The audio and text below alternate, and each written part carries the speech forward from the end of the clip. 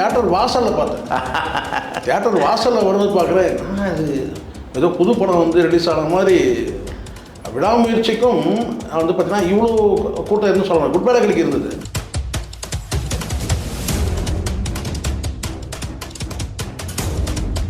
அஜித்துக்கு அந்த மவுஸ் இருக்குல்ல சார்? மவுஸ் வேற லெவல் சார். இதெல்லாம் கிடைக்கிறது பெரிய விஷயம். பட் இவங்கெல்லாம் அது எந்த அளவுக்கு மதிக்கிறாங்கன்றது தெரியல.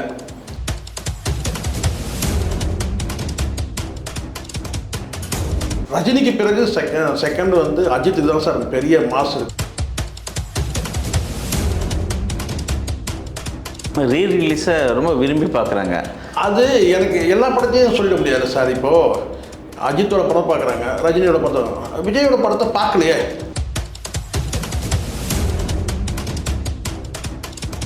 சொல்கிறதே தெரியல, அப்படி இருக்குது தியேட்டர் அமங்கலம். இந்த சுச்சுவேஷனில் எங்கே நீ தீர்ப்பே வந்து 26 ரிலீஸ் பண்ணணும் கூட பண்ண மாட்டாங்க.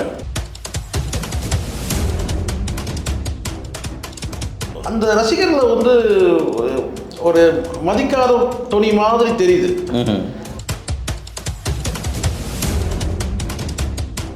வெறுப்பை வந்து முகத்தில் வந்து அந்த கடுகடுப்பை காட்டுற மாதிரி அல்ல வெறுப்பை காட்டுற மாதிரி தான் இயல்பாகவே இப்போ அஜித்தோட முகம் கிட்டத்தட்ட அப்படி மாறிட்ட மாதிரி தெரியுது.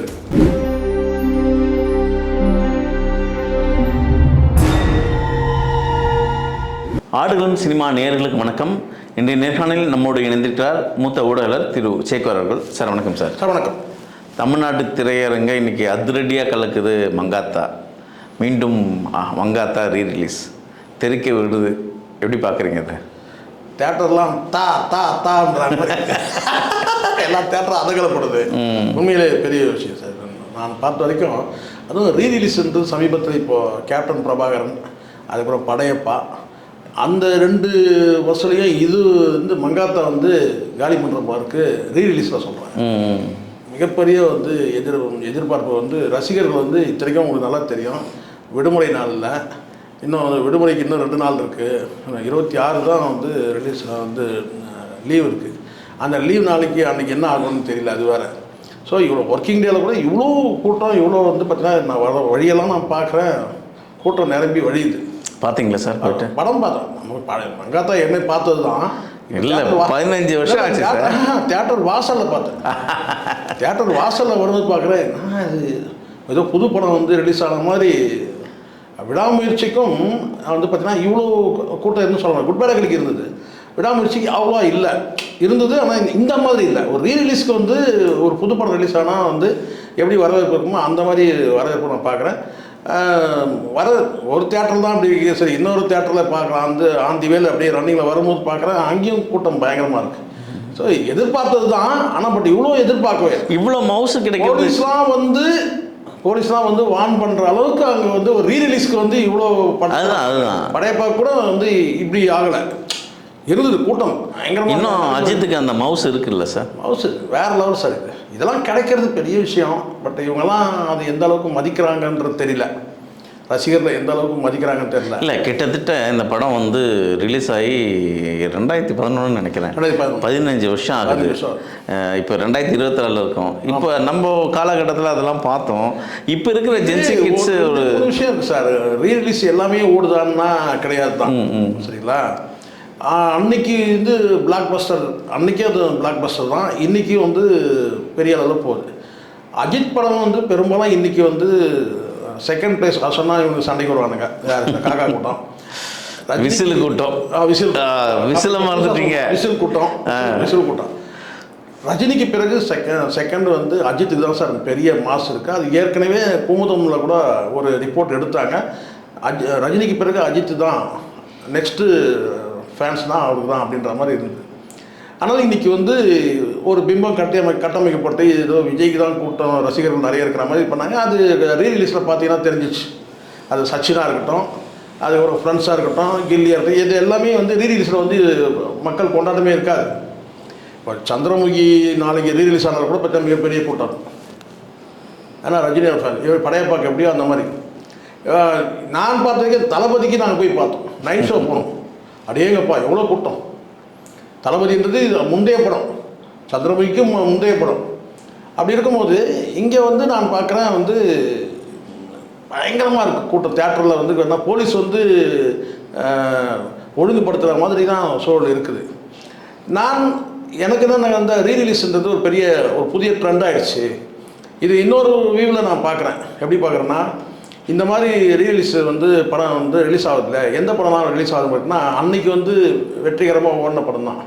அப்போது வெற்றிகரமாக ஒரு படத்தை ஓட்டினா 10 ஆண்டு காலத்துக்கு பிறகு கூட அந்த படத்தை வந்து மக்கள் கொண்டாடுவாங்கன்றதுக்கு, இல்லை 15 ஆண்டு காலம் கழித்து கூட அந்த படத்தை வந்து கொண்டாடுவாங்கன்றதுக்கு மங்காத்தா, படையப்பா, இந்த படங்கள்லாம் வந்து ஒரு உதாரணமாக. இல்லை, குறிப்பாகவே இப்போ இந்த ஜென்ரேஷன் வந்து ரீரிலீஸை ரொம்ப விரும்பி பார்க்குறாங்க.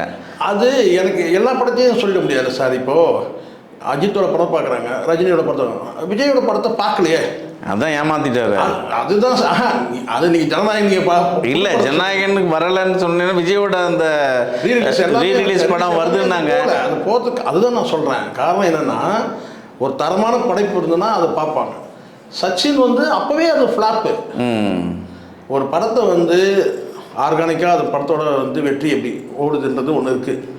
செயற்கையாக வந்து ஓட வைக்கிற மாதிரி காட்டுறது, அது வந்து நீங்கள் என்னை விட நீங்கள் பீலா பஸ்மியே ஒரு நேர்காணலில் சொல்லியிருப்பான். என்ன சொல்கிறேன்னா, படத்தை வந்து எஸ்எஸ்சி வந்து படத்தை நீங்கள் வந்து எடுத்துடாதீங்க, நீங்கள் ஓட்டுங்க, அதுக்கு என்னவோ நான் பண்ணுறேன். ஓடாத படத்தை கூட ஓட வைக்கிற அந்த ட்ரெண்டு வந்து யார் கொண்டு வந்தாங்கன்னா விஜய் தான் கொண்டு வந்து ஓடாத படத்தை ஓடின மாதிரி.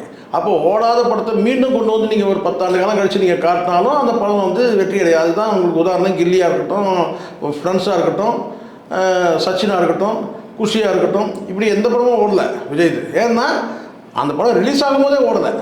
ஆனால் மங்காத்தா அப்படி இல்லை. அந்த டிஃப்ரென்ஸ். அதனால தான் நான் நேர்மையாக பேசணும் தான் சொல்கிறேன்.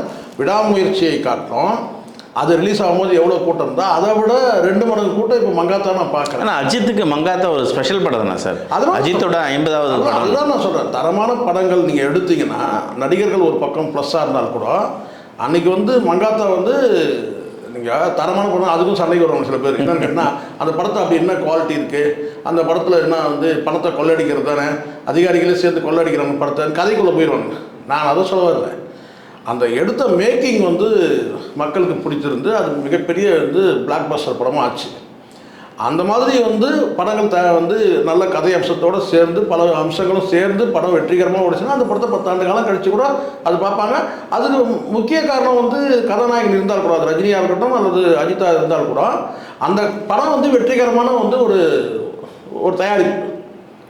ஸோ அதனால் அன்றைக்கி உள்ள காலகட்டத்தில் வந்து இப்போ இந்த படத்தை தயாரிச்சதே வந்து தயாநிதி அழகிரி தான் வந்து ப்ரொடக்ஷன் தான். அது மிகப்பெரிய அளவில் வந்து வெற்றி அடைந்து இப்போ மீண்டும் ரிலீஸ் பண்ணுறாங்க. இது வந்து பார்த்தீங்கன்னா அன்றைக்கி என்ன வசூலோ அதை விட அதிகமாக அள்ளி கொடுக்கும் போல இருக்குது. அப்படி தான் எனக்கு தெரியுது.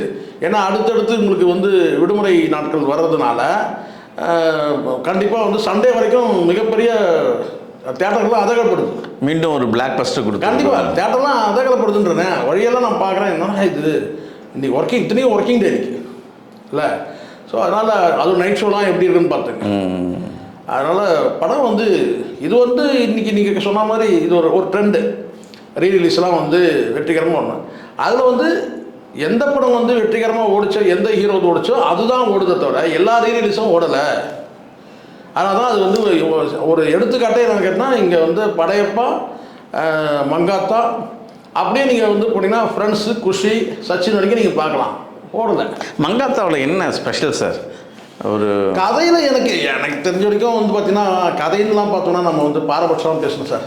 பெரிய கதையில் வந்து எத்திக்ஸ் இருக்குது, அதெல்லாம் உள்ள பெரிய லாஜிக் இருக்குது, அதெல்லாம் நீங்கள் பார்க்க முடியாது. பணத்தை ஆட்டையை போடுறது தான் படம். மங்காத்தான்றது என்ன, மங்காத்தா விளையாட்டே என்ன, அந்த சீட்டாடு நம்ம பெருசாக தெரியாது எனக்கு. அந்த 13 கார்டா அது அதுக்கு பேர் தான் மங்காத்தான்னு வைப்பாங்க. ஸோ மங்காத்தா ஆடுற மாதிரி தான் அந்த ஏதோ 13 கார்டு தானே மங்காத்தா வேற ரம்மி தான் 13 ஏன் தெரியல. அது எனக்கு நமக்கு அந்த பிளேயிங் கார்ட்ஸில் நமக்கு வந்து அந்த வாசனையே கிடையாது. எங்கள் அப்பா பயங்கர எக்ஸ்பர்ட் அதில். பட் நம்ம வந்து அந்த கார்டு நம்ம பிடிச்சதே கிடையாது. அதனால தான் நம்ம வந்து அந்த போதும் உங்கள் அப்பாவோட அந்த 13 கார்டு எங்கள் அம்மா சொன்னாங்க. ஆனால் அந்த கார்டு பக்கம் போகிறதே கிடையாது, நமக்கு தெரியாது அதை பற்றி. ஆனால் மங்காத்தான்ற வார்த்தை வந்து அந்த சீட்டாட்டத்தில் தானே வர்றது. அதனால் வந்து பேர் அப்படி வச்சுருக்கலாம். ஆனால் பணத்தை வந்து அட்டையை போடுறது, சீட்டாட்டத்தை எப்படி வந்து மங்காத்தா ஆடி ஆட்டையை போடுவாங்களோ அதே மாதிரி வந்து பணத்தை ஆட்டையை போடுறது. அதிகாரிகள் எப்படி இருக்கிறாங்க, கடைசியாக டெஸ்ட் வைப்பார், அதில் வந்து யார் வந்து கண்டுபிடிக்கிற அதிகாரி அவரே வந்து அதில் வந்து சம்மந்தப்பட்டிருக்கிறத கடைசியாக வந்து கிளைமேக்ஸ் உடைக்கிறது. அது பெரிய ட்விஸ்டர். அர்ஜுன் நல்லா பண்ணியிருப்பார். அர்ஜுன் நல்ல ரோல் அது அர்ஜுனுக்கு. அஜித் நல்லா பண்ணியிருப்பார். ஈக்குவலாக அவருக்கு வந்து வாய்ப்பு கொடுத்துருப்பார் அர்ஜுனுக்கு. 2 பேரும் சேர்ந்து கடைசி கிளைமேக்ஸ் எனக்கு ரொம்ப பிடிச்சிருந்துச்சு அந்த படத்தில் இருக்குங்க. அதுக்கப்புறம் வழக்கமாக அந்த லக்ஷ்மி ராய் இன்னொரு அம்மா இருக்கல மூனுஷா. ஸோ இவங்கெல்லாம் வந்து ஏதோ த்ரிஷா காட்ட அடமழை பெய்யுதுன்னு நினைக்கிறேன். அநேகமாக இல்லை, அடமழை இல்லை, ஒரே பணமழைன்னு நினைக்கிறேன். ஏன்னா இப்போ இந்த ரீலீஸ் வர இது ஒரு வெற்றி விழா இருக்கும், அதுக்கு அவங்க வந்தாகணும். ஏதாவது நான் த்ரிஷா வாழ்க்கையில் சுக்கர திசைன்னு நினைக்கிறேன். ஒரே பணம் வாழ்க்கையிலே எப்போ சுக்கர திசை வந்துச்சு சார். அந்த பக்கம் ஒரு மழை, இந்த பக்கம் ஒரு மழை, இப்படி மழையில் வந்து விசில் மழையை சொல்கிறீங்களா? ஆமாம், அந்த பக்கம் விசில் மழை, இந்த பக்கம் இந்த மழை, ஒரே மழையில் நனைஞ்சினே இருக்கிறாங்கன்னு நினைக்கிறேன் த்ரிஷா. இது வந்து ஒரு டைம் சார். இதெல்லாம் எப்படி பொன்னியின் செல்வனுக்கு அப்புறம் வந்து த்ரிஷா காட்டில் வந்து அடமழை தான், மழை இன்னும் நிற்கலை. இன்னொன்று இந்த படத்துக்கு செம ஸ்ட்ராங் வந்து யுவன் சங்கர் ராஜாவோட இசை. கண்டிப்பாக மியூசிக் அது சார். பிஜிஎம் வந்து வேற லெவல் சார். இன்றைக்கும் பல பேர் வந்து நீங்கள் இந்த காலர் ரிங்டோன் சார், இந்த ரிங்டோன் பார்த்தீங்கன்னா அதுதான் சார் இன்றைக்கும் வித்தியாசமாக இருக்கும். அது உண்மையிலே வந்து பிஜிஎம் வந்து மிகப்பெரிய வரம். அது ஒன்று, மியூசிக் ஒன்று. இல்லை என்னங்கன்னா வந்து அஜித்தோட அந்த பாடி லாங்குவேஜில் இந்த படத்தை வித்தியாசமாக இருக்கும் கொஞ்சம். அது அஜித் ரசிகர்களுக்கே வந்து இந்த படத்தில் அவருடைய பாடி லாங்குவேஜ், அவர் பேசக்கூடிய அந்த டைலாக் வந்து அந்த என்ட்ரியோட ஒரு டிஃப்ரெண்ட்டாக எடுத்துருப்பாங்க. நம்ம பேசணும், நம்ம பண்ணால் நல்லா இருக்காது. அது அஜித்தை வந்து நம்ம வந்து இல்லை சார், அஜித் அந்த ஃபஸ்ட்டு அந்த ஷார்ட் காட்டும் போது அஜித்தோட அந்த என்ட்ரி வந்து சூப்பராக எடுத்துருப்பாங்க. ஆமாம், இல்லை அதுதான் சார். அந்த நம்ம அந்த டைலாக் டெலிவரி இருக்குல்ல, அந்த தலையை அப்படி இப்படி ஆட்டிட்டு, அது எனக்கு ரொம்ப பிடிக்கும். பசங்களும் ரொம்ப பிடிக்கும் அந்த படத்தை. எனக்கு பிடிச்சதே அந்த விஸ்வாசம் படம் எனக்கு ரொம்ப பிடிக்கும். அதில் மங்காத்தா வந்து எனக்கு அந்த அஜித்தோட பாடி லாங்குவேஜ் சூப்பராக இருக்கும். அது தலையை ஆட்டிக்கிட்டே வந்து பேசுகிறதா இருக்கட்டும். ஒரு கட்டத்தில் வந்து ஆக்ஷன் கிங் அப்படின்னு சொல்லி அர்ஜுனை பேசுவார். ஆக்ஷன் கைத்தட்டி ஏதோ பேசுகிற மாதிரி ஒரு டைலாக் இருக்கும், ஆக்ஷன் கிங் அப்படின்னு சொல்லி அவரை சொல்லுவார். யாரை? அர்ஜுனை. ஸோ அந்த மாதிரி இருக்கும். வந்து நல்ல படம் உண்மையிலேயே. எனக்கு தெரிஞ்சு வந்து ரசிகர்களுக்கு வந்து சரியான வேட்டை. இது பல படங்கள் சொல்லிட்டு இருந்தாங்க. ஆனால் விஜய் ரசிகர்கள் ரொம்ப அந்த படம் விஜய் ரசிகர் ரொம்ப வெறுப்பில் இருக்காங்க. விஜய் ரசிகர்னா என்ன பிரச்சனைன்னு கேட்டிங்கன்னா, இவங்களுக்கு என்ன காண்டாயிட்டாங்கன்னா, ஜனநாயகன் படம் வரல, வருமா வராதா, கோர்ட் கேஸ் இன்னைக்கு நாளைக்குன்னு சொல்லி போய் ஜுடிஷியலாக போய் சிக்கிக்கிச்சு. அந்த இடியாப்ப சிக்கல்லேருந்து அது வெளியே வந்து அப்படி போனது கூட ஆர்ம கஞ்சி பழைய கஞ்சி ஆகிடும் போல இருக்கு அப்படின்னு ஆயிடுச்சு. இந்த சுச்சுவேஷனில் கொண்டு வந்து மங்காத்தாவை கொண்டு வந்து இறக்குறாங்களே.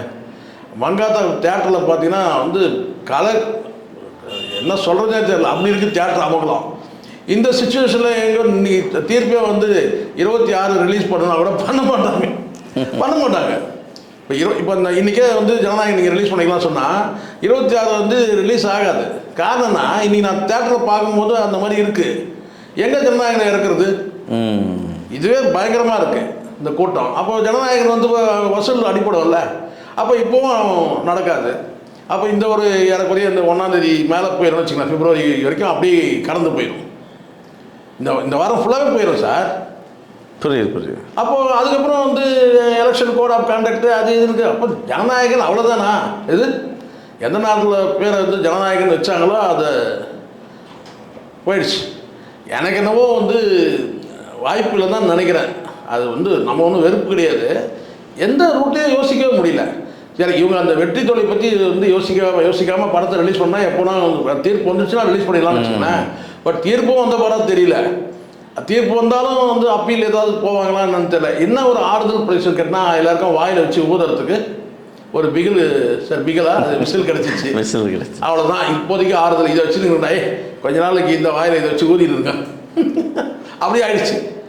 ரசிகர்கள் சொல்கிறேன். ஓகே. ஆனால் அஜித் ரசிகர்கள் கொண்டாடுறாங்க சார். உண்மையில் அஜித் ரசிகர்கள் வந்து ஒரு நீண்ட இடைவெளி பிடிக்கும். ஏன்னா அடுத்த படம் வந்து எதுவும் அறிவிப்பு எதுவும் வராத ஒரு சூழலில் ஒரு கேப் இருந்தது குட் பை அகலிக்கு பிறகு.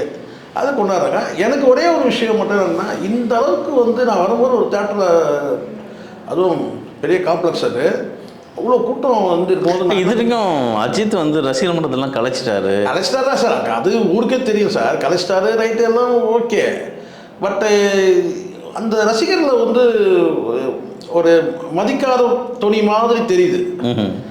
அதான் ரசிகர்களே தேவையில்லை அப்படின்ற ஒரு இடத்துல அது வந்து அந்த தேவையில்லாதால் கூட சார், நான் பட் ஒருத்தர் சார் இப்போ ஒருத்தர் வராரு, நம்ம வந்து அறிமுகம் இருக்குன்னு வச்சுங்களேன், அவர் வந்து நம்ம பார்த்து சிரிக்கிறாருன்னா நம்ம பதிலுக்கு சிரிப்போம், அதானே சாதாரண பண்பு. அவர் வந்து கரம் பட்டுறாருன்னா நம்ம கரம் பட்டுருவோம், அதானே மரியாதை இல்லையா? எப்படி இருக்கீங்கன்னா பதிலுக்கு எப்படி இருக்கீங்க அப்படி தானே? நலமாக இருக்கீங்களா? நலமாக இருக்காங்க அப்படிதானே?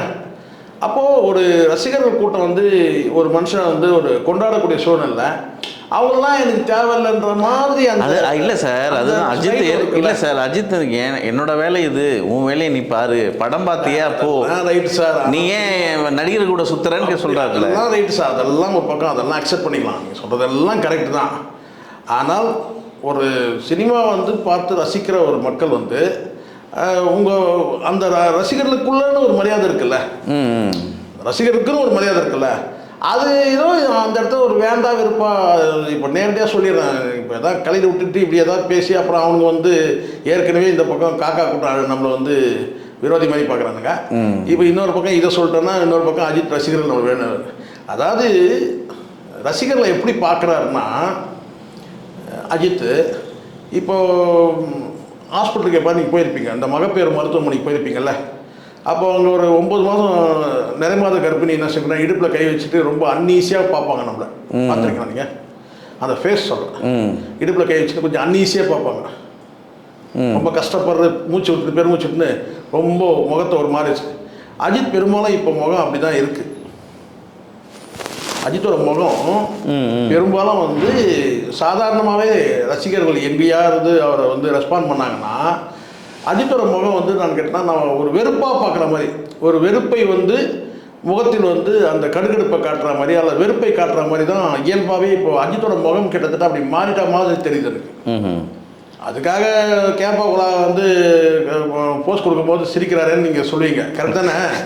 ஆனால் அது பணம் வருது, கேப்பாக்குலா மாலை மாடி இருக்காங்க இன்னைக்கு, பணம் வருது. அந்த பணத்தை வந்து அவருக்கு பாக்கெட்டை போட்டுக்கல, அது வந்து கார் ரேசிங்காக இன்வெஸ்ட் பண்ணுறாருன்றதுலாம் ஒரு பக்கம். பட் பொதுவாக வந்து ஒரு இந்த விளம்பரத்தில் நடிக்காமல் சினிமாவில் நடிக்காமல் ரசிகர்களை எங்கேயாவது சந்திச்சாருன்னா அது முகம் வந்து பார்த்திங்கன்னா இறுகின முகமாகிடுது, இல்லை வந்து பார்த்திங்கன்னா வந்து ஒரு மாதிரி அன்னீஸியாக ஃபீல் பண்ணுற மாதிரி ஆகிடுது. சரிங்களா? அது வந்து நான் வந்து நான் அது தவிர்க்கணும்னு நினைக்கிறேன். புரியுது. ரசிகர்கள் சார் யாரும் நம்ம பிடிச்சாலும் பிடிக்கலாலும் நம்மளை வந்து பார்த்திங்கன்னா ஒரு வெல்விஷராக இருக்கிறாங்க, இல்லை நம்மளை வந்து பார்த்திங்கன்னா பாராட்டு தெரிவிக்கிறாங்கன்னு வச்சுங்களேன், அதை இன்முகத்தோடு ரிசீவ் பண்ணிக்கணும் சார். உங்களுக்கு சிரிக்க முடியுதோ இல்லையோ அது இன்முகத்தோடு அதை ரிசீவ் பண்ணணும், அதுதான் சாதாரண பண்பு. நீங்கள்லாம் வந்து அதாவது விசில் அடிக்காதீங்கன்னு சொல்கிறது கரெக்டு, சரிங்களா? இப்போ உங்கள் நண்பருக்கு வந்து விசில் சின்னம் கொடுத்துட்டாங்க, என்ன பண்ணுவீங்க? இப்போது விசில் அடிக்கக்கூடாதுன்னு சொன்னார், யார் சொன்னது? யார்? அஜித் சொன்னாரா இல்லையா? இப்போ தான் ரீசெண்டாக சொன்னார் ஒரு இடத்துல. இப்போ நண்பருக்கு வந்து விசில் சின்னமே கொடுத்துட்டாங்க, இப்போ என்ன சொல்லுவீங்க நீங்கள்? உங்கள் ரசிகர்லாம் விசில் சின்னத்தில் ஓட்டு போடாதீங்கன்னு சொல்லுவீங்களா? விசில் சின்னத்துக்கு ஓட்டு போடாதீங்கன்னு சொல்லுவீங்களா? சொல்ல மாட்டீங்கல்ல. அதுதான் நான் சொல்கிறேன்னு கேட்டேன். எப்போவுமே ஒரு சிலருடைய ரசிகர்களுடைய அவங்க ஆர்வம் தன்னார்வம் இல்லை ஆர்வம் மிகுதின்னு கூட எடுத்துங்க, அவங்க உங்களை வந்து ஒரு கொண்டாடக்கூடிய நீங்கள் சொல்லலாம். என்ன கேட்டால் இப்போ அஜித்தே கடவுளேலாம் சொல்லாதீங்க, அதுக்கு சொல்லலாம், தப்பு இல்லை. ஆனால் பொதுவாகவே ரசிகர்களை வெறுக்கிற மாதிரி அஜித்தோட முக பாவனைகள் வந்து அந்த மாதிரி இருக்கிறத நான் பார்க்குறேன். நம்ம அஜித்தை திட்டணுன்றதோ இல்லை அஜித்தை வந்து நம்ம வந்து சாடணுன்றதோ நம்ம அப்படி நமக்கு நோக்கம் இல்லை. ஆனால் ரசிகர்களை மதிக்கணுன்ற நான் எப்போவுமே மூஞ்ச தூக்கி ஏதோ குரங்கு மாதிரி தூக்கி வச்சுக்கூடாதுல்ல, அது குரங்குன்னு சொல்லிட்டேன்னா சரி அப்படியே இருக்கட்டும் விடுங்க, இல்லை அப்படி தானே இருக்குது. முகத்தை வந்து பார்த்தீங்கன்னா உருன்னு அப்படி வச்சுக்கூடாதுல்ல, இல்லை முகத்தை அப்படியே சோகமாக ரொம்ப அன்னீஸியாக அப்படி வச்சுக்கூடாதுல்ல சார். எவ்வளோ அஜித் தனக்கு கட்டுப்பாடு, ரசிகர்களுக்கு கட்டுப்பாடு போட்டாலும் இல்லை சார், நான் ரசிகர்கள் அஜித்தை இன்னும் மாசாக தான் பார்க்குறாங்க, இன்னும் தலையாக தான் பார்க்குறாங்க. அதுதான் சார், நான் வரும்போது கரெக்ட், நீங்கள் சொல்கிறது கரெக்ட். நான் இப்போ வரும்போது வண்டியில் வரும்போது யோசனை பண்ணிட்டே வரேன். என்ன சொன்னேன்னா, ஒரு மனுஷனுக்கு இவ்வளோ ரசிகர்கள் வந்து இருக்கிறாங்க, அந்த வருஷத்துக்கு ஒரு படம் தான் நடிக்கிறான், இந்த மக்கள் வந்து ஏன் இவ்வளோ ஆர்வமாக தன்னார்வத்தோடு இப்படி வந்து இருக்கிறான். ஸோ இந்த ரசிகர்கள் வந்து ஒருத்தன் வந்து ஒரு பக்கம் அதை வந்து அரசியல்படுத்தி பணம் பார்க்குறான், ஒருத்தன் மதிக்கவே மாட்டேங்கிறான். எப்படி இருக்க மாட்டேங்கிறான், ஒருத்தன் இப்படி இருக்கிறான், இது இந்த ரசிகர் கொடுத்து அப்படியே வந்து காசாகணும்னு பார்க்குறான், அரசியலுக்கு வரணும்னு நினைக்கிறான், அது மூலமாக செல்வாக்கு புகழ் பெறணும்னு நினைக்கிறான், முதலமைச்சர் ஆகணும்னு நினைக்கிறான், இப்படி பண்ணுறான். ஒருத்தர் என்ன செய்கிறான்னா சட்டையே பண்ண மாட்டான், மதிக்கவே மாட்டான். இது அவன் அன்னீஸியாக ஃபீல் பண்ணுறான். எப்படி இருக்கு பாருங்க. ரெண்டுமே கூடாதுன்றான். ரசிகர்களாக இருக்கட்டும், குறைஞ்சபட்சம் அடிப்படையில் ஒரு மரியாதை. சரி, அது வந்து அஜித் வந்து அதை ஃபாலோ பண்ணும். அதுதான் நான் என்னுடைய வேண்டுகோள். அதுதான். மங்காத்தா வெற்றியடைய வாழ்த்துக்கள் சொல்கிறது அவசியம் கிடையாது. ஆல்ரெடி அது வெற்றி அடைஞ்சிச்சு. ரிலீஸில் வெற்றி. ஆனால் இல்லை இப்படி ஒத்துக்கலாம், மங்காத்தா எப்பவுமே மாஸ் தான். ஆமாம், மாதம். ஆனால் என்னன்னா பயங்கரமான ஒரு, நான் எப்படி சொல்கிறதுன்னு தெரியல சார். இப்போ வரும் கட்டுக்கணாத கூட்டம். குறிப்பிட்ட தேட்டர் சொன்னால் அது பெரிய விளம்பரம் ஆயிடும். பயங்கரமான கூட்டம் தான். நன்றி சார். நன்றி சார்.